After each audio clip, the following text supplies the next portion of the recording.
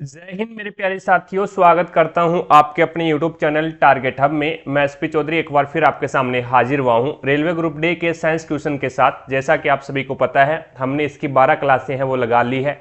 अगर वो पीछे वाली क्लासें आपने नहीं देखी है तो इस क्लास के आई बटन या फिर डिस्क्रिप्शन बॉक्स में उसका लिंक मिल जाएगा, वहां से जाकर के आप पीछे वाली क्लासें देख सकते हैं, या फिर आप प्ले लिस्ट में जाओगे तो कंटिन्यू सभी क्लासें आपको देखने को मिलेगी। चलिए शुरू करते हैं आज का सेशन। और आज अपन इस क्लास में 24 अगस्त 2022 को पहली पारी में जो पेपर हुआ था, उस पेपर में जितने भी साइंस क्वेश्चन पूछे गए हैं उन सभी का सॉल्यूशन आज इस क्लास में करने वाले हैं। तो बने रहेगा मेरे साथ। जिसने भी चैनल को सब्सक्राइब नहीं किया है तो चैनल को सब्सक्राइब करें, पास में लगे बेल आइकन को जरूर दबाएं, ताकि अपन जैसे ही नेक्स्ट वीडियो लेके आए तो उसका नोटिफिकेशन सबसे पहले आपके पास पहुंचे और आप तुरंत उसका लाभ उठा सको। ज्यादा से ज्यादा शेयर करना अपने सभी दोस्तों के साथ में। रही बात पीडीएफ की, तो पीडीएफ आपको टारगेट हब एप्लीकेशन पे मिलेगा, लिंक डिस्क्रिप्शन बॉक्स में दे रखा है, तो वहां से जाकर के आप टारगेट हब एप्लीकेशन को डाउनलोड करें और प्रत्येक क्लास की पीडीएफ और प्रीवियस ईयर के पेपर की पीडीएफ है वो आपको इसी एप्लीकेशन के माध्यम से मिलेगी। रही बात टेस्ट सीरीज की, तो हमने रेलवे ग्रुप डी के लिए साइंस की स्पेशल टेस्ट सीरीज शुरू कर रखी है अभी, जिसमें आपको 1000+ क्वेश्चन देखने को मिलेंगे और ये सारे के सारे क्वेश्चन है वो प्रीवियस ईयर के रहेंगे। तो अपनी तैयारी को बेहतर बनाने के लिए आप आज से ही टेस्ट सीरीज ज्वाइन कर सकते हैं। चलिए शुरू करते हैं आज का सेशन। पहला क्वेश्चन देखो भी आज की क्लास का आपके सामने है इस प्रकार से। अब इसके अंदर आपको पूछा गया भी पौधे अपने अपशिष्ट उत्पाद को किन विभिन्न भागों में संग्रहित करते हैं।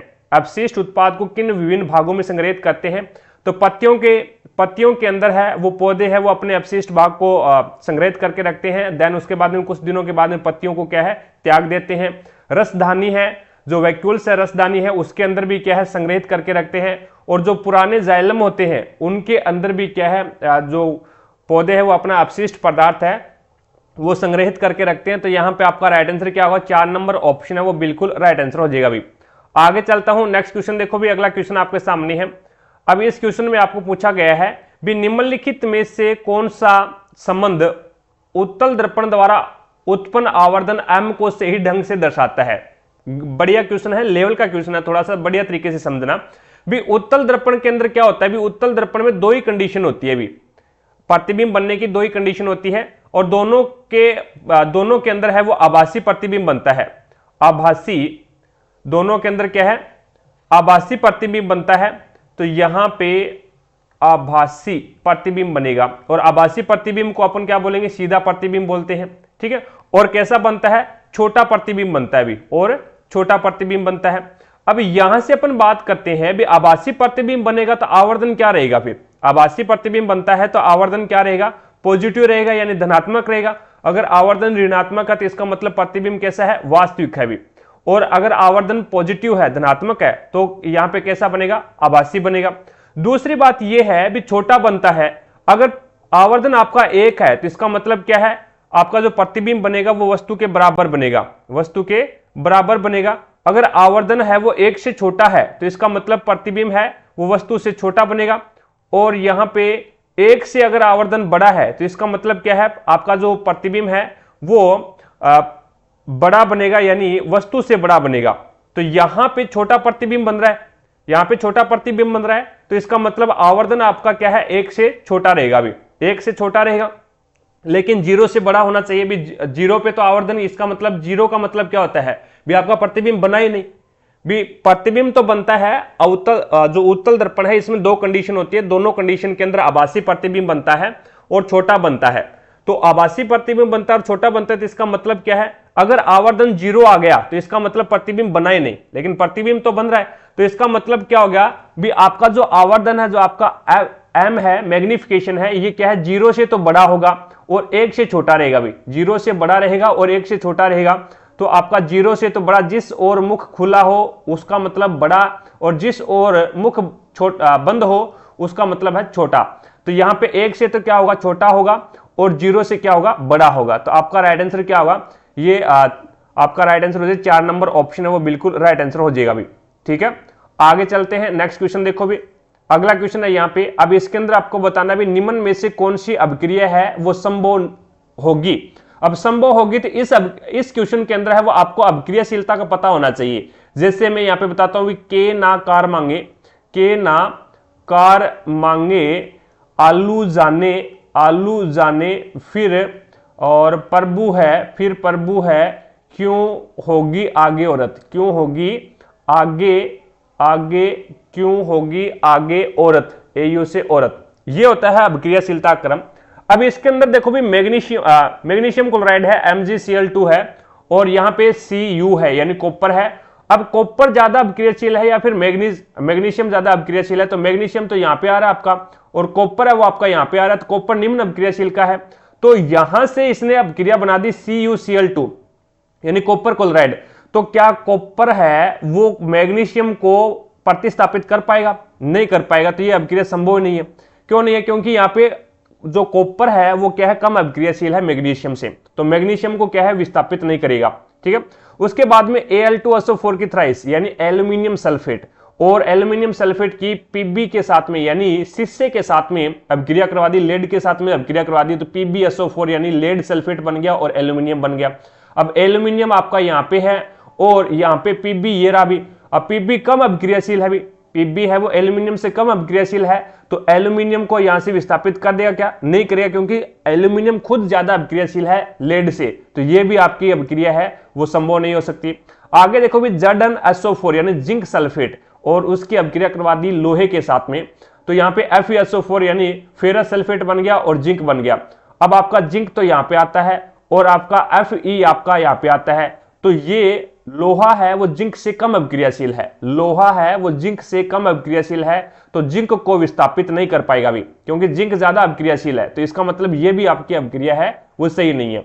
आगे देखो भी Cu यानी कॉपर SO4, CuSO4 यानी कॉपर सल्फेट का किसके साथ में अभिक्रिया करवा दिया? कैल्शियम के साथ में अभिक्रिया करवा दिया। अब कैल्शियम आपका ये रहा भी, और Cu यानी कॉपर ये रहा। अब कॉपर कम अभिक्रियाशील है और कैल्शियम है वो ज्यादा अभिक्रियाशील है, तो कैल्शियम है वो कॉपर को क्या कर देगा? विस्थापित कर देगा, और क्या बन जाएगा? CaSO4 यानी कैल्शियम सल्फेट बन जाएगा और प्लस में कॉपर बन जाएगा। तो यहाँ पे ये अभिक्रियाशील है, ये जो अभिक्रिया है वो एकदम सही है भी। यहाँ पे कैल्शियम ज्यादा अभिक्रियाशील है कॉपर से, तो वो कॉपर को क्या कर देगा? विस्थापित करेगा, और उसकी जगह है वो खुद बैठ जाएगा, तो आपका 4 नंबर ऑप्शन बिल्कुल राइट आंसर हो जाएगा। अगला क्वेश्चन देखो भी नेक्स्ट आपके सामने है, निम्न में से कौन सा शारीरिक परिवर्तन यौन विकास के चरण का एक हिस्सा नहीं है? ये आपको बताना है। तो यहां से अपन बात करते हैं भी मासिक धर्म, मासिक धर्म है ये यौन विकास के चरण का एक हिस्सा है भी, बिल्कुल सही है भी, मासिक धर्म है ये, इससे पता चल जाता है भी यौन विकास का। और आवाज में बदलाव आना, आवाज मोटी हो जाती है भी, ठीक है, आवाज है वो मोटी हो जाती है, इससे भी पता चल जाता है शरीर के परिवर्तन का, शारीरिक परिवर्तन का पता चल जाता है भी। आप जब बच्चे थे उस समय आपकी जो आवाज थी वो पतली थी, ठीक है, तीखी थी, और जब आप थोड़े से बड़े हुए तो आपकी जो आवाज है वो यहाँ पे बदल गई, आपकी आवाज भारी हो गई भी, ठीक है, तो आवाज में बदलाव आ जाएगा। और मुहांसे आना, आपके जो चेहरे के ऊपर है वो मुहांसे आ जाएंगे भी, तो इससे भी पता चलता है भी आपका शारीरिक परिवर्तन हो गया। लेकिन मोटापे से अपन ये बता नहीं सकते भी मोटापा है वो शारीरिक परिवर्तन, शारीरिक परिवर्तन यौन विकास के चरण का एक हिस्सा नहीं है अभी। ये मोटापा है वो छोटे बच्चे का भी बहुत, आपने देखा भी कई छोटे बच्चे होते हैं वो बहुत मोटे होते हैं भी, ठीक है, तो मोटापा है ये यौन विकास के चरण का हिस्सा नहीं है, बाकी सारे सभी है वो यौन विकास के हिस्से हैं, तो आपका 2 नंबर ऑप्शन बिल्कुल राइट आंसर हो जाएगा। अगला क्वेश्चन देखो भी नेक्स्ट आपके सामने है, निम्न में से क्या नमामि गंगे कार्यक्रम के लक्ष्यों में से एक है? नमामि गंगे कार्यक्रम के लक्ष्यों में से एक है, तो पीने के प्रयोजनों के लिए गंगा नदी के जल की आपूर्ति में वृद्धि करना नहीं, पर्यटन को बढ़ावा देने के लिए गंगा में क्रूज का यातायात शुरू करना नहीं, गंगा नदी को पुनर्जीवित करना, और अगला है गंगा नदी के जल से धार्मिक अनुष्ठान करना। तो यहां से अपन इसको बताएंगे भी नमामि गंगे कार्यक्रम लक्ष्य क्या है, तो वो हो जाएगा आपका गंगा नदी को पुनर्जीवित करना, गंगा नदी को पुनर्जीवित करना। ऑप्शन नंबर आपका 3 है वो बिल्कुल राइट आंसर हो जाएगा भी यहाँ पे, ठीक है, ऑप्शन नंबर 3 बिल्कुल राइट आंसर हो जाएगा, तो आपका राइट आंसर है 3 नंबर ऑप्शन। नेक्स्ट क्वेश्चन पे चलता हूं, अगला क्वेश्चन देखो भी, अब इसमें आपको बताना भी ब्लीचिंग पाउडर बनाने में किस गैस का यूज किया जाता है। अब ब्लीचिंग पाउडर होता क्या है, ब्लीचिंग पाउडर बनता कैसे पहले तो वो देखो भी। ब्लीचिंग पाउडर होता है CaOCl2 यानी कैल्शियम ऑक्सीक्लोराइड, कैल्शियम ऑक्सीक्लोराइड जिसे विरंजक चूर्ण बोलते हैं, विरंजक चूर्ण है ये, कपड़ों के रंग उड़ाने का कार्य करता है विरंजक चूर्ण। अब ये कैसे बनता है, तो जब अपन Ca और OH की ट्वाइस यानी बुझे हुए चूने के अंदर है वो क्लोरीन गैस डालते हैं, बुझे हुए चूने के अंदर C यानी कैल्शियम हाइड्रोक्साइड होता है बुझा हुआ चूना, और उसके अंदर क्लोरीन गैस प्रवाहित करते हैं तो ये क्या बन जाता है, CaOCl2 बन जाता है, यानी कैल्शियम ऑक्सीक्लोराइड बन जाता है, और प्लस में H2O यानी जल बन जाता है। तो यहां पे ये आपका विरंजक चूर्ण है जिसे ब्लीचिंग पाउडर बोलते हैं, और ये कौन सी गैस का उपयोग किया जाता है बनाने के लिए, तो क्लोरीन गैस का यूज करते हैं। तो ये आपका राइट आंसर क्या होगा, 4 नंबर ऑप्शन है वो बिल्कुल राइट आंसर हो जाएगा। अभी आगे चलो, अभी नेक्स्ट क्वेश्चन पे चलता हूं। अगला क्वेश्चन देखिएगा। अब इस क्वेश्चन में आपको पूछा गया है भी जब कोयले और पेट्रोलियम को अपर्याप्त वायु यानी ऑक्सीजन की उपस्थिति में जलाया जाता है तो कौन सी प्रदूषणकारी हानिकारक गैस उत्पन्न होती है। यानी कोयले और पेट्रोलियम को अपर्याप्त यानी वायु की उपस्थिति में नहीं, एक प्रकार से वायु की अपर्याप्त आपूर्ति है, भी पर्याप्त आपके पास में ऑक्सीजन नहीं है और उसमें जलाया जाता है तो कौन सी गैस बनती है, तो यहां पे CO गैस बनती है, यानी कार्बन मोनोऑक्साइड बनती है। भी CO कार्बन मोनोऑक्साइड बनती है। और एक क्वेश्चन इसका यह बनता है भी जब कोयले और पेट्रोलियम को पर्याप्त वायु की उपस्थिति में जलाया जाता है, पर्याप्त ऑक्सीजन की उपस्थिति में जलाया जाता है तो कौन सी गैस बनती है, CO2 बनती है, यानी कार्बन डाइऑक्साइड बनती है। पर्याप्त ऑक्सीजन होगी तो ये कार्बन डाइऑक्साइड बन जाएगी, और अपर्याप्त ऑक्सीजन होगी ना तो ये कार्बन मोनोऑक्साइड बन जाएगी। तो यहां पे कार्बन मोनोऑक्साइड आपका 3 नंबर ऑप्शन है वो बिल्कुल राइट आंसर हो जाएगा। अभी चीजें समझ पाई क्या, पर्याप्त होगी तो कार्बन डाइऑक्साइड और अपर्याप्त ऑक्सीजन होगी तो कार्बन मोनोऑक्साइड बनेगा। आगे देखो भी नेक्स्ट आपके सामने है अगला क्वेश्चन। अब इसके अंदर आपको बताना है भी निम्नलिखित में से किस मामले में वर्ताकार कुंडली से संयोजित गैल्वेनोमीटर द्वारा एक धारा दर्ज की जाएगी। कौन सी कंडीशन के अंदर है वो एक वर्ताकार कुंडली है जिसमें संयोजित गैल्वेनोमीटर है, यानी गैल्वेनोमीटर लगाया गया है और उसमें धारा है वो दर्ज की जाएगी। कौन सी कंडीशन के अंदर, पहली कंडीशन है जब किसी चुंबक को कुंडली के पास स्थिर रखा जाता है। जब कोई चुंबक है, ये मान लो ये भी चुंबक है और इसके पास में इस प्रकार से कुंडली को क्या है स्थिर रख दिया, भी न तो कुंडली है वो चल रही है और न ही आपकी चुंबक इधर उधर चल रही है, यानी दोनों स्थिर है। अगला है जब चुंबक को कुंडली की ओर ले जाया जाता है, जब चुंबक है उसको कुंडली की ओर ले जाया जाता है, और जब किसी चुंबक को कुंडली से दूर ले जाया जाता है। अब कौन सी कंडीशन के अंदर है वो गैल्वेनोमीटर धारा बताता है भी, तो गैल्वेनोमीटर द्वारा है वो धारा बताई जाएगी। तो यहां पे जब किसी चुंबक को कुंडली के पास स्थिर रखा जाता है ना तो उस कंडीशन के अंदर वो गैल्वेनोमीटर कोई भी धारा नहीं बताएगा। लेकिन जब चुंबक को कुंडली की ओर ले जाया जाता है, ये चुंबक है और इसको कुंडली की ओर ले जाया जाता है, या फिर जब किसी चुंबक को कुंडली से दूर ले जाया जाता है, तो इन दोनों कंडीशन के अंदर है वो गैल्वेनोमीटर क्या करता है, धारा बताएगा। भी चुंबक है, भी एक प्रकार से क्या हो रहा है, गति हो रहा है अभी चुंबक, और यहां पे एक प्रकार से ये मान लो भी जनरेटर है, जनरेटर के अंदर क्या करती है कुंडली, जनरेटर के अंदर कुंडली है वो घूर्णन करती है, भी गति करती है किसके, यहाँ पे चुंबक के अंदर है वो कुंडली है वो गति करती है। कुंडली गति करती है तो उसमें एक विद्युत वाहक बल उत्पन्न होता है, और विद्युत वाहक बल से ही क्या है, धारा उत्पन्न होती है। विद्युत वाहक बल से बल उत्पन्न होता है, उससे क्या है, धारा उत्पन्न होती है, और धारा उत्पन्न होना ही क्या कहलाता है, विद्युत चुंबकीय प्रेरण कहलाता है। तो यहां पे जनरेटर के अंदर क्या होता है, जनरेटर के अंदर है कुंडली है वो घूर्णन करती रहती है, तो कुंडली गति करती रहती है, तो यहां पे गति हो रही है, यहां पे भी गति हो रही है और यहां पे भी गति हो रही है। तो दूसरा और तीसरा दोनों के दोनों है वो सही है। उसमें क्या है, एक विद्युत वाहक बल उत्पन्न होगा किसमें, इस कुंडली में, और जिससे क्या है धारा दर्ज की जाएगी, यानी धारा उत्पन्न हो जाएगी। तो आपका पहला ही ऑप्शन इसमें राइट आंसर हो जाएगा। आगे चलता हूं, नेक्स्ट क्वेश्चन देखिएगा। अगला क्वेश्चन है इसमें, अब इसके अंदर आपको बताना भी systolic blood pressure is extend by the blood against the walls of the artery during which of the flowing phase. यानी इसमें आपको बोला गया है भी निम्नलिखित में से किस चरण के दौरान धमनी की दीवारों के विरुद्ध रक्त द्वारा सिस्टोलिक रक्तचाप लगाया जाता है। एक तो होता है सिस्टोलिक दाब और एक होता है यहां पे डायस्टोलिक। एक तो सिस्टोलिक दाब होता है और एक क्या होता है, डायस्टोलिक दाब होता है। अब सिस्टोलिक दाब किस में लगाया जाता है, सह से सिस्टोलिक और सह से संकुंचन। जब संकुंचन होगा, और संकुंचन किसका होगा, तो वेंट्रिकुलर, यहां पे अपन बोले तो नील्य का, यानी वेंट्रिकुलर नील्य का संकुंचन होगा, नील्य का संकुंचन होगा तभी क्या होगा, नील्य जब संकुंचन करेगा यानी सिकुड़ेगा, नील्य सिकुड़ेगा तो नील्य के अंदर जितना भी रक्त है वो कहां पे जाएगा, तो नील्य से धमनियां निकलती है, नील्य से धमनियां निकलती है और धमनियां है वो शरीर के विभिन्न भागों के अंदर है वो रक्त लेके जाती है। तो नील्य का जब संकुंचन होगा, नील्य सिकुड़ेगा तो नील्य के अंदर जितना भी रक्त है वो धमनियों के अंदर जाएगा प्रेशर से, तो वो क्या कहलाता है, सिस्टोलिक प्रेशर कहलाता है, सिस्टोलिक प्रेशर कहलाता है। और सिस्टोलिक प्रेशर कितना होता है, 120 mmHg होता है, अभी 120 mmHg होता है, समझ में आ गया। एक होता है डायस्टोलिक प्रेशर, यानी जब नील्य है वो वापस अपनी उसी कंडीशन में आता है जो पहले वाली कंडीशन में है, तो यहां पे डायस्टोलिक प्रेशर होगा। डायस्टोलिक प्रेशर कितना होता है, 80 mmHg होता है, अभी 80 mmHg होता है। तो यही इसने पूछा है, सिस्टोलिक ब्लड प्रेशर कब होता है, जब नील्य का संकुंचन होता है, नील्य का संकुंचन होता है। तो यहां पे 4 नंबर ऑप्शन है वो आपका बिल्कुल राइट आंसर हो जाएगा। आगे चलता हूं, नेक्स्ट क्वेश्चन देखो भी, अगला क्वेश्चन है आपके सामने। अब इसके अंदर आपको पूछा है प्रोपेन अणु में 3 कार्बन परमाणुओं द्वारा सभी हाइड्रोजन परमाणुओं के साथ कुल कितने इलेक्ट्रॉनों की साझेदारी की जाती है, यह आपको बताना है। तो इसके अंदर क्या होता है, भी देखो प्रोपेन अणु है। अब प्रोपेन ये एल्केन श्रेणी का सदस्य है, प्रोपेन, प्रोपीन और प्रोपाइन। प्रोपेन है वो एल्केन का हो गया, प्रोपीन है वो एल्कीन का हो गया और प्रोपाइन है वो एल्काइन का हो गया। चीजें समझ में आ गई।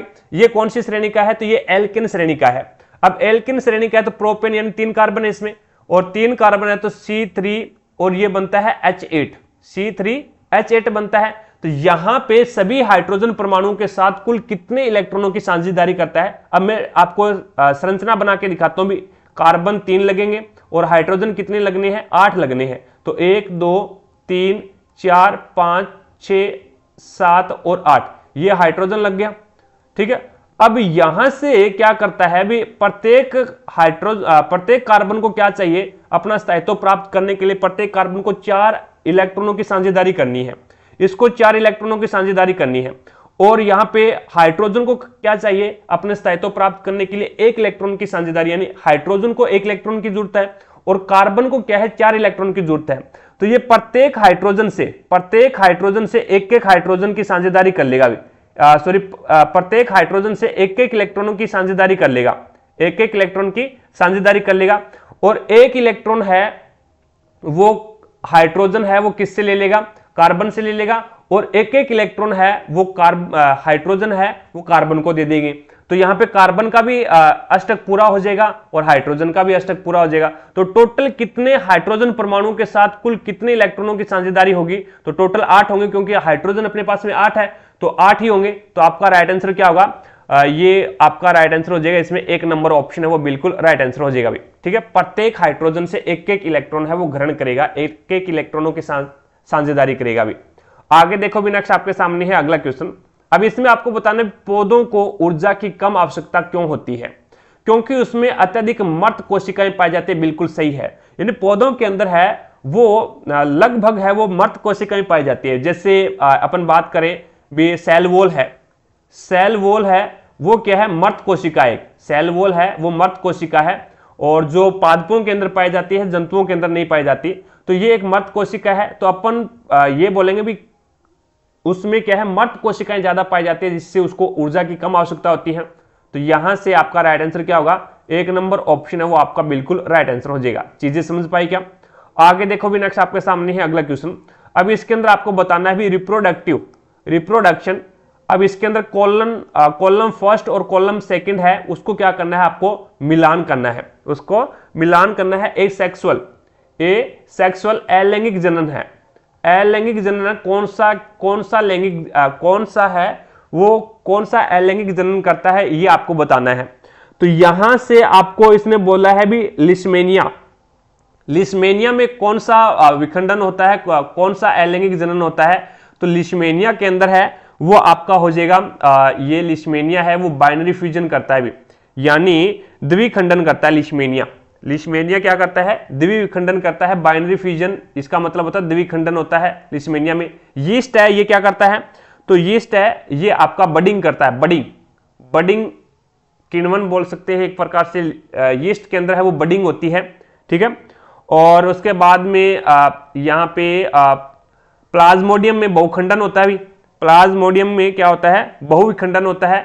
तो प्लाज्मोडियम ये आपका 3 नंबर में मल्टीफ्यूजन हो जाएगा, भी बहुखंडन होता है।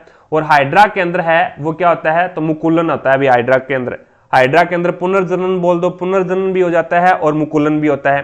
तो ये इस प्रकार से आपका सही मिले था। पहला लिशमेनिया के अंदर ये द्विखंडन होता है, तो पहले में सेकंड, और उसके बाद में यीस्ट के अंदर है वो बडिंग होता है, तो दूसरे में 4 नंबर। और प्लाज्मोडियम में क्या होता है भी बहुखंडन होता है, तो 3 नंबर। और हाइड्रा के अंदर है वो रीजनरेशन होता है, यानी पुनर्जनन होता है, या फिर अपन ये बोल दें मुकुलन के द्वारा होता है इसमें। तो आपका राइट आंसर क्या होगा, ये 1 नंबर ऑप्शन बिल्कुल राइट आंसर हो जाएगा भी इसमें। ठीक है, तो ये आपको याद रखना भी अलैंगिक जनन है वो लिशमेनिया है, यीस्ट है, प्लाज्मोडियम है, हाइड्रा है, मुकुलन है, इन सभी के अंदर है वो किस प्रकार से होता है। आगे देखो भी नेक्स्ट आपके सामने है, विद्युत चुंबकीय प्रेरण की खोज किसने की थी? माइकल फैराडे ने विद्युत चुंबकीय प्रेरण की खोज की थी, जिसके द्वारा विद्युत चुंबकीय प्रेरण के सिद्धांत के ऊपर कार्य कौन करते हैं? तो एक तो जनरेटर करता है, और एक है वो ट्रांसफार्मर है, वो भी विद्युत चुंबकीय प्रेरण के सिद्धांत के ऊपर कार्य करता है। जब किसी कुंडली को चुंबक के पास में ले जाया जाता है, जब कोई कुंडली है उसको चुंबक के पास में ले जाया जाता है, तो एक विद्युत वाहक बल उत्पन्न होता है, जिसके कारण है वो धारा उत्पन्न हो जाती है। और इस कंडीशन को ही, इस सिद्धांत को ही अपन क्या बोलते हैं? विद्युत चुंबकीय प्रेरण कहते हैं। तो इसे माइकल फैराडे ने दिया था। 3 नंबर ऑप्शन है वो आपका बिल्कुल राइट आंसर होगा। अगला क्वेश्चन देखो भी नेक्स्ट आपके सामने है, एक उत्तल लेंस एक वास्तविक और उल्टा छोटा प्रतिबिंब निर्मित करता है, तो वस्तु की स्थिति क्या होगी? यानी एक उत्तल लेंस है, ये क्या करता है? वास्तविक और उल्टा और छोटा प्रतिबिंब निर्मित करता है। अब कौन सी कंडीशन है जिसपे ये वास्तविक और उल्टा, वास्तविक को हमेशा उल्टा ही बोलते हैं भी, और छोटा प्रतिबिंब निर्मित करता है? तो देखो भी, जब वस्तु को अनंत के ऊपर रखा जाता है ना, जब वस्तु को अनंत के ऊपर रखा जाता है तो उसका जो प्रतिबिंब बनता है, जब वस्तु को अनंत पे रखा जाता है तो उसका जो प्रतिबिंब बनता है वो फोकस के ऊपर बनता है। ठीक है, फोकस के ऊपर बनता है। और कैसा बनता है? वास्तविक बनता है, और वास्तविक को हमेशा उल्टा ही बोलते हैं। और कैसा बनता है? तो ये आपका है वो बिंदु साइज का बनेगा भी। बिंदु साइज का मतलब छोटा बनेगा। तो यहां पे आपका राइट आंसर क्या होगा? वस्तु को कहां पे रखा जाए? अनंत के ऊपर रखा जाए। वस्तु को अनंत पे रखा जाए, तभी आपका जो फोकस बनेगा वो F1 के ऊपर बनेगा भी, F1 के ऊपर बनेगा, फोकस के ऊपर बनेगा। आगे देखो भी नेक्स्ट आपके सामने है, इसमें आपका राइट आंसर क्या होगा? ये आपका राइट आंसर होगा अनंत। अनंत पे क्यों नहीं है अभी? अब इसके अंदर देखो भी, यहां पे ये कंडीशन अपनी गलत कैसे हुई भी? इसने आपको ऑप्शन, ये क्वेश्चन में दे रखा भी उल्टा और छोटा प्रतिबिंब बनना चाहिए, लेकिन यहां पे अत्यधिक छोटा प्रतिबिंब बन रहा है भी। जब वस्तु को अनंत पे रखते हैं ना, तो आपका जो इमेज बनेगी, जो प्रतिबिंब बनेगा वो अत्यधिक छोटा बनेगा, यानी बिंदु साइज का बनेगा। लेकिन दूसरी कंडीशन ये होती है भी, जब वस्तु को, यानी ये आपका लेंस है, उत्तल लेंस इस प्रकार का होता है, और ये आपका क्या है? इसका मुख्य एक्स होता है। यहां पे आपका क्या होता है? F1 होता है, और यहां पे आपका 2F1 होता है। ठीक है, और ये आपका है वो F2 होता है, और ये आपका क्या होता है? 2F2 होता है। ये कंडीशन होती है। अब जब वस्तु को 2F1 या फिर F2 या फिर 2F से परे रखते हैं, एक तो होता है अनंत, और एक होता है अनंत और 2F1 के बीच में रखा जाता है, यानी यहां पे रखा जाता है, तो आपका जो प्रतिबिंब बनेगा वो कैसा बनेगा? वो आपका प्रतिबिंब छोटा बनेगा। दूसरी कंडीशन ये आती है, अगली कंडीशन ये आती है भी, जब वस्तु को 2F1 के ऊपर रखा जाता है तो आपका जो प्रतिबिंब बनेगा वो वस्तु के समान आकार का बनेगा, वस्तु के समान आकार का बनेगा। और यहां पे जब वस्तु को 2F1 और F1 के बीच में रखा जाता है, यहां पे रखा जाता है, तो आपका प्रतिबिंब है वो बड़ा बनेगा। और जब वस्तु को F1 के ऊपर रख देते हैं तो प्रतिबिंब है वो आपका बहुत बड़ा बनता है। तो अनंत के ऊपर रखोगे तो अत्यधिक छोटा बनेगा, अनंत और F1 के बीच में रखोगे, अनंत और 2F1 के बीच में रखोगे तो आपका जो प्रतिबिंब है वो छोटा बनेगा। अपन अत्यधिक छोटा नहीं बोल सकते उसको, छोटा बनेगा, यानी वस्तु से छोटा होगा वो। तो यहां पे आपका राइट आंसर फिर क्या हो जाएगा? 2F से परे हो जाएगा भाई, 2F1 से परे हो जाएगा। तो आपका राइट आंसर क्या होगा? 4 नंबर ऑप्शन बिल्कुल राइट आंसर हो जाएगा भी। ठीक है, अत्यधिक छोटा बोले ना तो आपका अनंत हो जाएगा भी। अत्यधिक छोटा यानी बिंदु साइज का होगा, और यहां से अनंत पे हो जाएगा। लेकिन जब छोटा बोले, डायरेक्ट ये बोल दे भी छोटा होना चाहिए, तो आपका 2F1 से परे होना चाहिए। ठीक है, आगे देखो भी नेक्स्ट आपके सामने है अगला क्वेश्चन। अब इसके अंदर आपको बताना है भी what will be the angle of incident for a ray of light incident angle the principal axis of a convex mirror.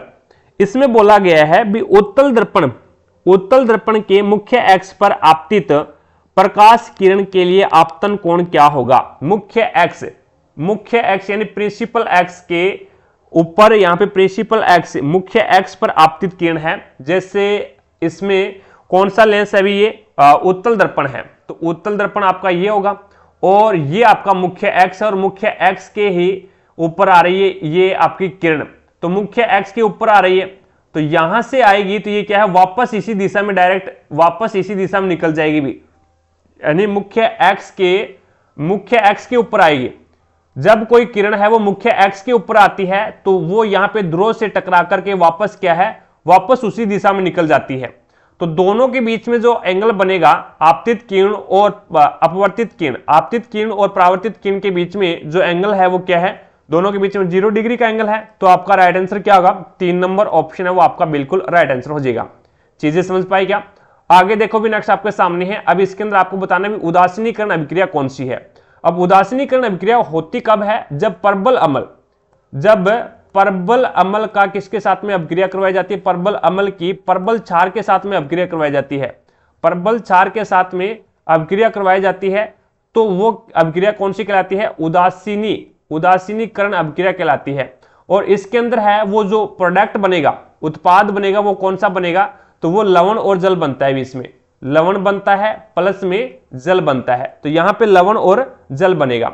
तो इसके अंदर देखो भी सोडियम हाइड्रोक्साइड है, सोडियम हाइड्रोक्साइड की HCl के साथ में अभिक्रिया करवाई जाती है तो क्या बनेगा, NaCl बन जाएगा और H2O बन जाएगा। ये बिल्कुल सही है भी, ये आपकी क्या है, उदासीनीकरण अभिक्रिया है। सोडियम हाइड्रोक्साइड है, ये एक क्या है, परबल क्षार है जिसका pH मान 14 होता है। और HCl है जो कि हाइड्रोक्लोरिक एसिड है, ये भी क्या है, परबल अम्ल है जिसका जो pH मान है वो लगभग 1 के करीब होता है। तो यहां पे परबल क्षार और परबल अम्ल की अभिक्रिया हुई तो कैसी होगी, उदासीनीकरण अभिक्रिया होगी। तो ये आपका उदासीनीकरण अभिक्रिया का एग्जांपल हो जाएगा। अगला देखो भी NH3, यानी NH3 को क्या बोलते हैं, HNO3 को नाइट्रिक अम्ल बोला जाता है। HNO3 ये भी आपका क्या है, परबल अम्ल है भी, ये भी परबल अम्ल है। और यहाँ पे KOH यानी पोटेशियम हाइड्रोक्साइड, ये भी क्या है, परबल क्षार है। जब परबल अम्ल और परबल क्षार की जब अभिक्रिया होती है तो KNO3 यानी पोटेशियम नाइट्रेट और H2O जल बन जाता है। तो ये भी आपकी क्या है, उदासीनीकरण अभिक्रिया का उदाहरण है। और यहाँ पे HCl का NaOH के साथ में अभिक्रिया करवाई जाती है, इन सोडियम हाइड्रोक्साइड के साथ अभिक्रिया करवाई जाती है। ऊपर वाली अभिक्रिया दोबारा करवा दी इसने, पहले इसने क्या ले लिया, अम्ल ले लिया और बाद में इसने क्या लिया, सोडियम हाइड्रोक्साइड लिया, क्षार लिया है। कोई दिक्कत नहीं है, पहले क्षार ले लो या बाद में क्षार ले लो, कोई दिक्कत नहीं है, लेकिन अभिक्रिया कौन सी होगी, उदासीनीकरण अभिक्रिया ही होगी। तो तीनों के तीनों एग्जाम्पल है वो किसके हैं, उदासीनीकरण अभिक्रिया के हैं। इसमें परबल क्षार और परबल अम्ल की अभिक्रिया हो रही है भी। तो आपका राइट आंसर क्या होगा, 3 नंबर जो ऑप्शन है वो आपका बिल्कुल राइट आंसर हो जाएगा। आगे चलता हूं, नेक्स्ट क्वेश्चन देखो भी, अगला क्वेश्चन है आपके सामने। अभी इसके अंदर आपको बोला गया निम्नलिखित में से कौन सा एल्यूमिनियम का एशक है। तो एल्यूमिनियम का एशक कौन सा है, तो बॉक्साइट है ना, ये आपका एल्यूमिनियम का एशक हो जाएगा, जो कि आपका राइट आंसर होगा 4 नंबर ऑप्शन। 4 नंबर ऑप्शन है वो आपका बिल्कुल राइट आंसर हो जाएगा। अगले क्वेश्चन पे लेके चलता हूं, नेक्स्ट क्वेश्चन देखिएगा। अब इसके अंदर आपको बताने भी तत्वों के रासायनिक गुणों का अध्ययन करने के लिए मेंडलीफ ने किन 2 तत्वों से बनने वाले यौगिकों पर ध्यान केंद्रित किया। तो यहां पे मेंडलीफ ने एक तो ऑक्सीजन से और एक है वो हाइड्रोजन, ऑक्सीजन और हाइड्रोजन से जो बनने वाले तत्व थे उनके ऊपर वो ज्यादा ध्यान आकर्षित किया, क्योंकि ऑक्सीजन और हाइड्रोजन है ये ज्यादा अभिक्रियाशील होते हैं और ये क्या करते हैं, सभी के साथ में यौगिक बनाते हैं, सभी के साथ में, सभी तत्वों के साथ में क्या है, यौगिक बना लेते हैं। तभी क्या है, मेंडलीफ ने ऑक्सीजन और हाइड्रोजन को लिया और इससे बनने वाले यौगिकों के ऊपर है वो ध्यान दिया। तो आपका राइट आंसर क्या होगा, ऑक्सीजन और हाइड्रोजन हो जाएगा, जो कि 3 नंबर ऑप्शन है वो बिल्कुल राइट आंसर हो जाएगा। आगे चलता हूं, नेक्स्ट देखिएगा, अगला क्वेश्चन है। अब इसके अंदर आपको बताना है भी 2 बल्ब ए और बी एक 3 वोल्टेज स्रोत के साथ समांतर क्रम में संयोजित है। यदि बल्ब ए और बल्ब बी के प्रतिरोध का अनुपात 1:3 है तो एक निश्चित समय में बल्ब ए और बल्ब बी द्वारा उत्पन्न ऊष्मा का अनुपात कितना होगा, ऊष्माओं का अनुपात कितना होगा, यह आपको बताना है।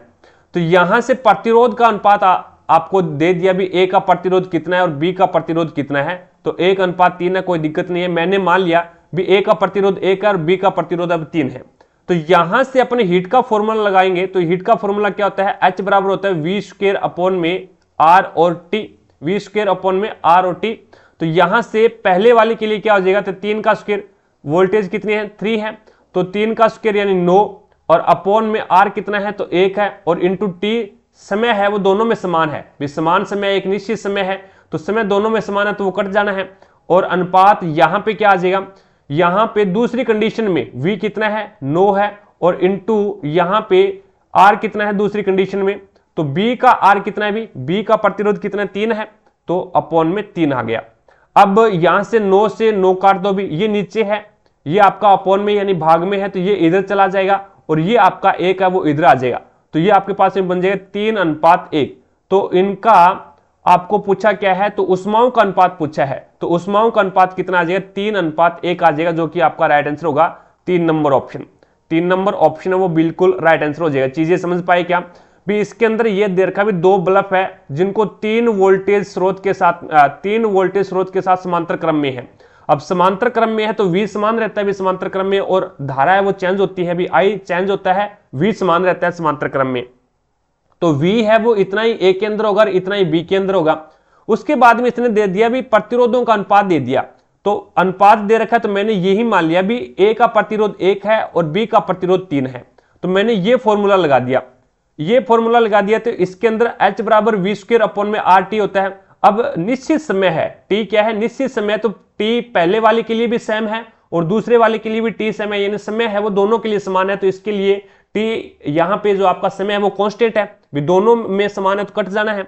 उसके बाद में यहां से V², V कितना है 3 है, तो 3 का स्क्वायर, और R कितना है पहले वाले तार के लिए, पहले वाले बल्ब के लिए A के लिए 1 है, तो 9 अपॉन में 1 अनुपात यहां पे V² अपॉन में R, तो V है 3 तो स्क्वायर 9, और उसके बाद में R कितना है यहाँ पे B के लिए, B बल्ब के लिए 3 है, तो ये अपॉन के अंदर है तो ये ऊपर चला जाएगा, 9 से 9 कट जाएगा, तो 3:1 आ जाएगा। 3 नंबर ऑप्शन आपका बिल्कुल राइट आंसर होगा। अगला क्वेश्चन देखो भी नेक्स्ट आपके सामने है, निम्नलिखित में से कौन सी बेंजीन अणु की सही संरचना है। अब बेंजीन अणु की सही संरचना कौन सी है भी, ये लो पूरा देख लो भी, ठीक है। अब बेंजीन का फॉर्मूला पता होना चाहिए आपको। बेंजीन क्या होता है, C6H6 होता है भी, C6H6 होता है, जिसके अंदर है वो 6 तो कार्बन होते हैं और 6 ही हाइड्रोजन होते हैं। तो इस प्रकार से 6 कार्बन आप जोड़ोगे तो यहाँ पे एक आपका कार्बन यहाँ पे आ जाएगा, एक कार्बन यहाँ पे आ जाएगा, और एक कार्बन है वो आपका यहाँ पे आ जाएगा, और एक कार्बन आपका यहाँ पे आ जाएगा। टोटल कितने हो गए 1 2 3 4, और एक कार्बन है वो आपका यहाँ पे आ जाएगा 5, और एक कार्बन है वो आपका यहाँ पे आ जाएगा। ये 6 कार्बन हो गए। अब इसके अंदर है वो आपको 6 ही हाइड्रोजन जोड़ने हैं, तो 6 हाइड्रोजन जोड़ दो। अब मेरे को ये बताओ भी यहाँ पे हाइड्रोजन के हाथ कंप्लीट हो रहे हैं क्या, हाइड्रोजन के हाथ है वो कंप्लीट हो रहे हैं क्या, मेरे को ये बताइएगा। आप बोलोगे सर नहीं, ये जो आपका कार्बन है, सॉरी कार्बन के हाथ कंप्लीट है क्या, नहीं, कार्बन के 4 हाथ होते हैं और चारों के चारों हाथ है वो यहाँ पे कंप्लीट नहीं है, क्योंकि यहाँ पे तो 3 ही बंद बने हुए हैं। तो एक छोड़कर के आगे वाले के ऊपर डबल बॉन्ड लगा दो, और एक छोड़कर के आगे वाले पे डबल बॉन्ड लगा दो, और एक छोड़कर के आगे वाले पे डबल बॉन्ड लगा दो। अब देखो भी हाथ कंप्लीट है क्या।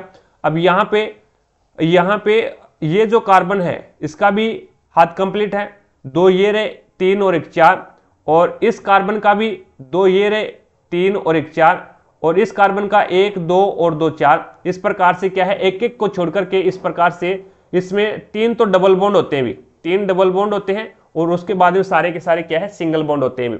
तो इस प्रकार से आपकी एक ही संरचना बनी हुई है, और वो कौन सी है, वो है आपकी 4 नंबर ऑप्शन।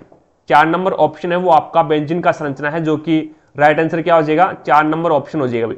चीजें समझ पाई क्या। अब इसके अंदर पाईबंद भी पूछा जाता है, आगे क्वेश्चन आएगा इन्हीं पेपरों के अंदर, आपको पूछेगा भी बेंजीन के अंदर पाईबंद कितने हैं और सिग्मा बंद कितने हैं।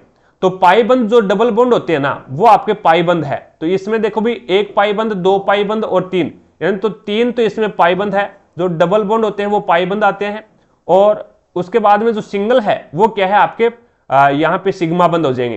तो टोटल सिग्मा बंद कितने हो जाएंगे, तो 1 2 3 4 5 और 6 बंद तो आपके कार्बन कार्बन के मध्य है, और कार्बन और हाइड्रोजन तो इसमें 6 ही हाइड्रोजन, 6 6 12, तो इसमें 12 क्या है आपके सिग्मा बंद हो जाएंगे और 3 पाई बंद हो जाएंगे और टोटल कितने हो जाएंगे, तो 15 हो जाएंगे। ठीक है, ये भी क्वेश्चन पूछा जाएगा, आगे देख लेना, इस पेपर की बात नहीं कर रहा मैं, आगे जो अन्य क्लासें लगेगी उसके अंदर।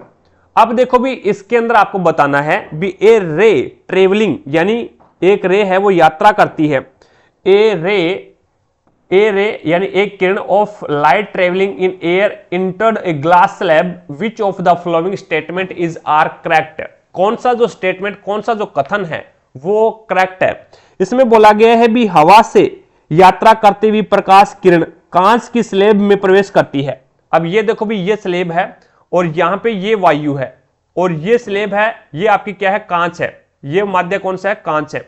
जब हवा से गमन करते हुए कोई किरण है वो कांच की स्लेब में प्रवेश करती है, तो कौन सा कथन सही है, तो इसके अंदर है वो जैसे ही ये किरण आ रही है तो यहां से जैसे ही आएगी तो इसमें क्या है, जैसे ही कांच के अंदर प्रवेश करेगी तो कांच के अंदर प्रवेश करते ही इसकी जो चाल है वो कम हो जाएगी और चाल कम हो जाएगी तो इस प्रकार से हमने क्या है नॉर्मल डाला तो ये क्या है नॉर्मल की तरफ झुक जाएगी भी, इस प्रकार से नॉर्मल की तरफ झुक जाएगी।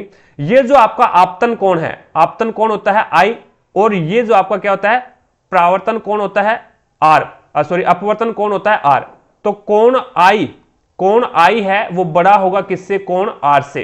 तो यहां पे जो आपका आपतन कोण है ना वो तो बड़ा होगा और जो आपका अपवर्तन कोण है वो आपका क्या हो जाएगा, छोटा हो जाएगा। तो इसमें पहले बोला है, पहला जो स्टेटमेंट है, angle of incident is greater than the angle of refraction. तो यहां पे इसने बोला भी आपतन कोण है वो अपवर्तन कोण से बड़ा है, आपतन कोण है ना ये अपवर्तन कोण से बड़ा है। सही बात है, अभी पहली है वो सही बात है, सही कंडीशन है, क्योंकि जब वायु से किरण आएगी, वायु के अंदर है वो प्रकाश की चाल सबसे ज्यादा होती है, लेकिन जब कांच के अंदर आएगी ना तो कांच का अपवर्तनांक ज्यादा होता है क्योंकि ये संघन माध्यम है और संघन माध्यम के अंदर है वो प्रकाश की चाल है वो कम हो जाती है। प्रकाश की चाल कम हो जाती है तो ये क्या करती है, ये आपकी अभिलंब की ओर झुक जाएगी। तो अभिलंब की ओर झुक जाएगी तो ये जो आपका एंगल है ना वो तो छोटा होगा और ये जो आपका एंगल है वो क्या होगा, बड़ा होगा। कोण आई होता है यानी आपतन कोण, जहां से किरण आपतित होती है वो आपतन कोण हो गया और जहां पे किरण है वो अपवर्तित होती है तो वो कौन सा कोण हो जाएगा, अपवर्तित कोण हो जाएगा। तो यहां पे ये आपका आपतन कोण है और ये अपवर्तित कोण है, तो अपवर्तित कोण छोटा होगा और आपतन कोण है वो बड़ा होगा, बिल्कुल सही बात है। अगला देखो भी, angle of incident is equal to angle of emergence, यानी आपतन कोण और निर्गत कोण, आपतन कोण और निर्गत कोण के बराबर होता है। आपतन कोण है ना वो निर्गत कोण के बराबर होता है। अब निर्गत कोण कौन सा होगा, निर्गत कोण ये होगा भी आपका, जैसे मैंने ये जो आपतित किरण है इसको डॉटेड लाइन से मैंने क्या है आगे की ओर बढ़ाया, डॉटेड लाइन से मैंने आगे की ओर बढ़ाया तो आपका जो एंगल बनना था वो एंगल बनना था ये, और इसे अपन क्या बोलते हैं, निर्गत कोण बोलते हैं। आपका एंगल तो बनना था ये भी, जो आपका आपतन किरण है, आपतन किरण को मैंने डॉटेड लाइन से मैंने आगे की ओर बढ़ाया तो ये इस प्रकार से आगे की ओर बढ़े, जिसके अंदर आपका जो आपतन कोण है, आपतन कोण के बराबर है वो आपका निर्गत कोण होगा। बिल्कुल सही बात है, क्यों, क्योंकि ये मैंने डॉटेड लाइन से आगे बढ़ाया है तो ये आपकी निर्गत किरण है। ये क्या है, निर्गत किरण है, यानी आपकी किरण जो पीछे से आ रही थी उसी दिशा में जाती तो आपका कोण ये बनता, जिसमें कोण आई है वो एक प्रकार से बराबर होता कोण आर के, कोण आई है वो कोण आर के बराबर होता। तो यहां पे आपका जो निर्गत कोण है, जो निर्गत किरण के बीच में बना है वो बराबर होगा, तो बिल्कुल सही बात है। अगला देखो भी, यहां पे निर्गत किरण यानी निर्गत किरण आपतित किरण के समांतर होती है, निर्गत किरण है वो आपतित किरण के समांतर होती है। देख लो भी समांतरी होगी, यानी ये जो किरण आएगी ना उसी दिशा से ये इस प्रकार से निर्गत किरण इस प्रकार से निकलेगी, लेकिन यहाँ पे संघन माध्यम है तो निर्गत किरण कौन सी होती है भी, काल्पनिक किरण होती है। अगर किरण पीछे से ये आ रही है, ये मान लो किरण पीछे से ये आ रही है, आपकी किरण है वो पीछे से ये आ रही है, ये आ रही है तो इसी डायरेक्शन में वापस क्या है सीधे निकल जाएगी, लेकिन वो कुछ संघन माध्यम आने की वजह से क्या है आपकी अभिलंब की ओर ये झुक जाएगी, आपकी किरण अभिलंब की ओर झुकेगी। तो दोनों आपतित किरण और जो निर्गत किरण है वो दोनों क्या है पैरेलल होगी, दोनों समांतर होगी, कभी भी एक दूसरे को काटेगी नहीं भी, ठीक है। तो ये भी दोनों, ये भी आपका सही है। तो इसके अंदर है वो तीनों के तीनों है वो स्टेटमेंट सही है। तो आपका राइट आंसर क्या होगा, 4 नंबर ऑप्शन बिल्कुल राइट आंसर हो जाएगा। आगे देखो भी नेक्स्ट आपके सामने है अगला क्वेश्चन। अब इसके अंदर आपको बताना है भी 2.5 मिली एम्पियर की धारा 2 ओम प्रतिरोध वाले किसी चालक से होकर प्रवाहित होती है, तो चालक के शिरों के मध्य विभवांतर क्या होगा, ये आपको बताना है। तो यहां से आप V बराबर क्या होता है, V बराबर IR होता है, V बराबर IR होता है, और यहाँ पे विभवांतर आपको ज्ञात करना है। तो I का मान कितना है, 2.5 मिली एम्पियर है, और मिली का मतलब क्या होता है 10 की पावर -3, और इंटू R आपके पास में कितना है, 2 ओम है। R आपके पास में कितना है, 2 ओम है। तो यहां से मैं दशमलव हटाऊं, यहां से दशमलव हटाऊं तो नीचे लग जाएगा 10, तो ये इसको काटेंगे तो ये हो जाएगा आपके पास में 5 से कम 5, 5 5 25 और 5 2 10, 2 से 2 काट दो, तो ये आपके पास में हो जाएगा 5 इंटू 10 की पावर -3। तो ये आपके पास में आ गया।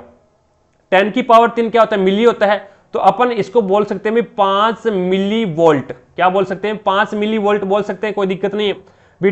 10 की पावर -3 क्या होता है, मिली होता है, मिली, तो इसको बोल सकते हैं 5 मिली वोल्ट। तो आपका राइट आंसर क्या होगा, 2 नंबर ऑप्शन है वो बिल्कुल राइट आंसर हो जाएगा। भी 2 नंबर ऑप्शन है बिल्कुल राइट आंसर हो जाएगा। यहाँ पे चीजें समझ पा रहे हो क्या।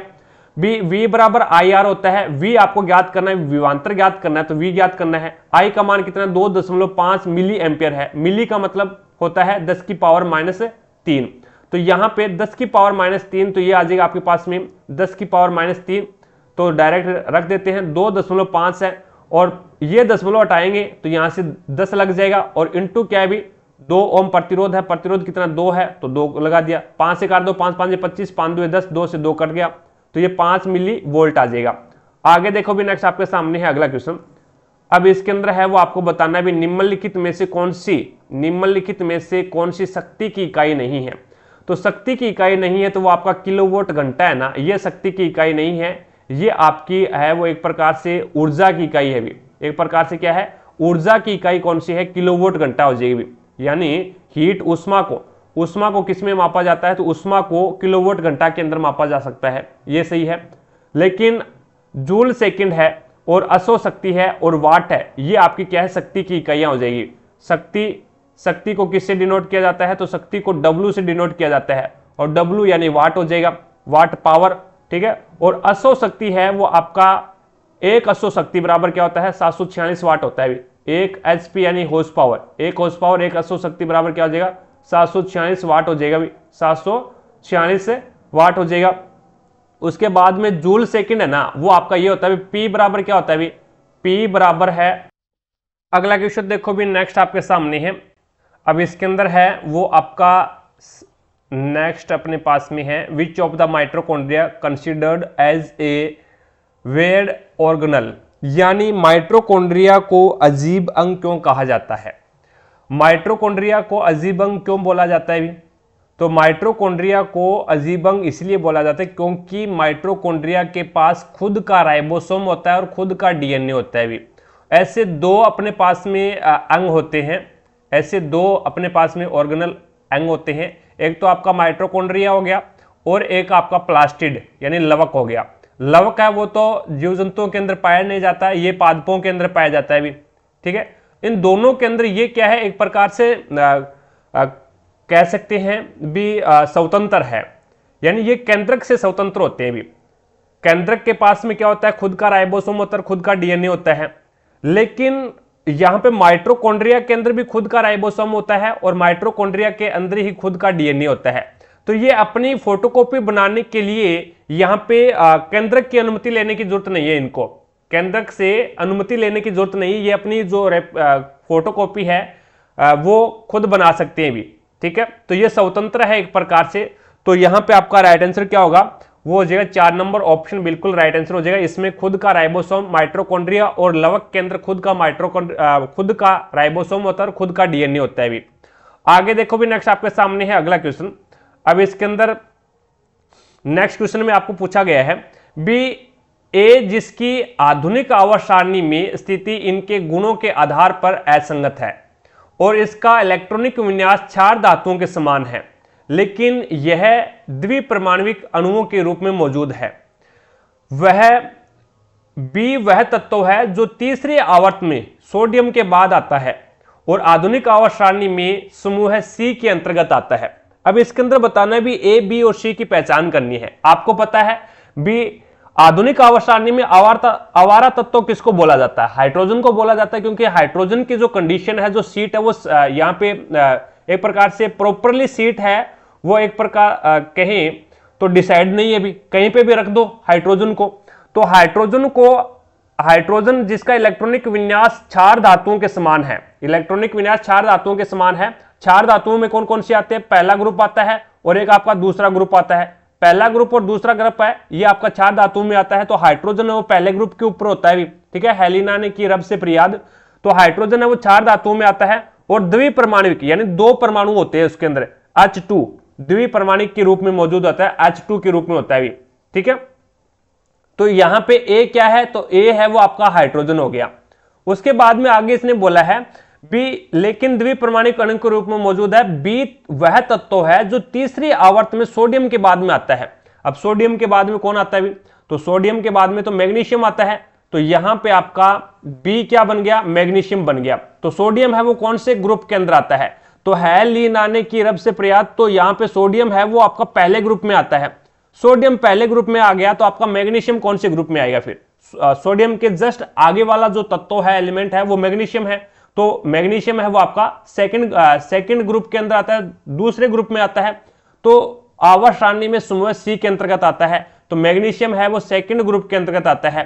तो बी मैग्नीशियम हो गया और सी है वो सेकंड ग्रुप हो गया। तो ए हाइड्रोजन, बी मैग्नीशियम और सी है वो सेकंड ग्रुप के अंतर्गत आता है। तो आपका राइट आंसर क्या होगा? ये 4 नंबर ऑप्शन है वो बिल्कुल राइट आंसर हो जाएगा भी इसमें। आगे चलता हूं, नेक्स्ट क्वेश्चन देखो भी, अगला क्वेश्चन आपके सामने है।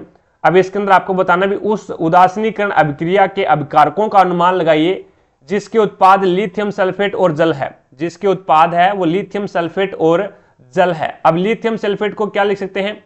LiSO4 लिथियम सल्फेट, तो ये बनेगा और प्लस में H2O बनेगा। अब यहां पे देखो भाई हाइड्रोक्लोरिक अम्ल नहीं हो सकता क्योंकि HCl है इसमें। हाइड्रोक्लोरिक अम्ल HCl है, तो HCl है तो प्रोडक्ट के अंदर क्लोरीन कहीं ना कहीं आना चाहिए, लेकिन प्रोडक्ट के अंदर है, उत्पाद के अंदर वो क्लोरीन कहीं पे भी नहीं आ रहा। तो इसका मतलब आपका हाइड्रोक्लोरिक अम्ल तो हो ही नहीं सकता, हाइड्रोक्लोरिक अम्ल है वो नहीं हो सकता, ठीक है। उसके बाद में उदासीनीकरण अभिक्रिया होती क्या है? परबल अम्ल और परबल क्षार की अभिक्रिया होती है। तो यहाँ पे लिथियम नाइट्रेट है, ये क्षार नहीं है भी, ठीक है। दूसरी कंडीशन से इसको इस प्रकार से नेगेटिव कर दिया, गलत कर दिया। सल्फ्यूरिक अम्ल होता है H2SO4 ये सल्फ्यूरिक अम्ल होता है। और लिथियम कार्बोनेट आ गया, तो लिथियम कार्बोनेट है वो आपका क्षार नहीं है भी, लिथियम कार्बोनेट है वो आपका क्षार नहीं है। तो ये अभिक्रिया है वो उदासीनीकरण है ही नहीं, ठीक है। भी सल्फ्यूरिक अम्ल और लिथियम कार्बोनेट की अभिक्रिया होगी तो ये आपकी उदासीनीकरण अभिक्रिया नहीं है। उसके बाद में हाइड्रोक्लोरिक अम्ल और लिथियम कार्बोनेट, तो हाइड्रोक्लोरिक अम्ल तो आ ही नहीं सकता क्योंकि HCl क्लोरीन आना चाहिए प्रोडक्ट के अंदर। तो प्रोडक्ट तो आपका लिथियम सल्फेट और H2O जल बन रहा है, लेकिन प्रोडक्ट के अंदर क्लोरीन है ही नहीं, तो इसका मतलब ये भी नहीं हो सकता। और बाकी यहाँ पे लिथियम कार्बोनेट दे रखा है, तो लिथियम कार्बोनेट यानी लिथियम कार्बोनेट एक क्षार नहीं है भी, क्षार नहीं है। तो प्रबल क्षार और प्रबल अम्ल की अभिक्रिया ही क्या कहलाती है? उदासीनीकरण अभिक्रिया कहलाती है। तो लिथियम हाइड्रोक्साइड LiOH ये लिथियम हाइड्रोक्साइड है। और यहां से सल्फ्यूरिक अम्ल यानी H2SO4 ये सल्फ्यूरिक अम्ल हो गया। अब लिथियम है वो हाइड्रोजन को यहां से क्या करेगा? विस्थापित करेगा, तो ये बन जाएगा LiSO4 लिथियम सल्फेट और प्लस में क्या बन जाएगा? H2O जल बन जाएगा। तो ये आपका क्या है? उदासीनीकरण। ये प्रबल अम्ल है और ये प्रबल क्षार है, तो दोनों की अभिक्रिया हुई तो क्या बन गया? आपका उदासीनीकरण अभिक्रिया यानी लिथियम सल्फेट और जल बन गया। तो यहां पे आपका राइट आंसर क्या होगा? 4 नंबर ऑप्शन बिल्कुल राइट आंसर हो जाएगा। चीजें समझ पाए क्या? अगला क्वेश्चन देखो भी, नेक्स्ट आपके सामने है 91 नंबर क्वेश्चन। अब इसके अंदर है वो 91 नंबर क्वेश्चन कहां पे चला गया भाई? ये 99 नंबर क्वेश्चन समझा दिया मैंने। अगला क्वेश्चन इतनी है भी इसके अंदर। हमारी क्लास है वो यहाँ पे फिनिश हो जाती है 99 नंबर क्वेश्चन तक ही आपके क्या है? साइंस के क्वेश्चन थे भी। तो आई होप आपको प्रत्येक क्वेश्चन है वो समझ में आया होगा। अगर फिर भी कोई भी क्वेश्चंस में आपको डाउट लगती है तो कमेंट सेक्शन में कमेंट करके जरूर बताएं, आपके डाउट को क्लियर किया जाएगा। क्लास पसंद आई है तो दिल से लाइक, ज्यादा से ज्यादा शेयर करें अपने सभी दोस्तों के साथ में, ताकि सभी दोस्तों को क्लास का लाभ मिले, उन्हें भी पता लगे भी रेलवे ग्रुप डी में साइंस के क्वेश्चन है वो किस लेवल के पूछे जाते हैं और उसे कैसे सोल्व करते हैं, ठीक है।